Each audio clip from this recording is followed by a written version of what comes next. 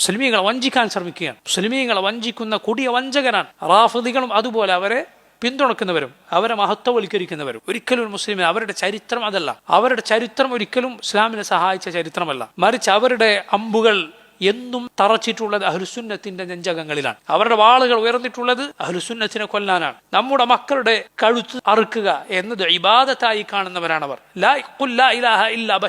സിറിയയുടെ പ്രസിഡന്റായ ബഷാറുൽ അസദ് അല്ലാതെ മറ്റൊരു ഇലാഹില്ല എന്ന് പറയടാ എന്ന് പറഞ്ഞ അഹ്ലുസുന്നത്തിനെ കൊലപ്പെടുത്തിയവരാണ്. ലാ ഇലാഹ ഇല്ല ബഷാർ എന്ന് പറയൂ എന്ന് പറഞ്ഞിട്ട്. സാങ്കല്പിക കഥയല്ല ഞാൻ പറയുന്നത്, യാഥാർത്ഥ്യമാണ് ഞാൻ പറയുന്നത്. ഇതൊന്നും ഏതോ കാലത്ത് നടന്നല്ല, നമ്മുടെയൊക്കെ കൺമുന്നിൽ നടന്ന കാര്യങ്ങളാണ് ഇതെല്ലാം. എന്നിട്ട് അവർ ഇസ്ലാമിനെ സംരക്ഷിക്കാനോ അഹ്ലുസുന്നത്തെ സംരക്ഷിക്കാനോ അല്ല, മുസ്ലിമീങ്ങളെ അഹ്ലുസുന്നത്തിനെ ചതിയിൽ പെടുത്തുക, അവരുടെ ചോര ചിന്തിക്കുക ആരെ കൊണ്ടെങ്കിലും, എന്നിട്ട് നാടകം കളിക്കുക.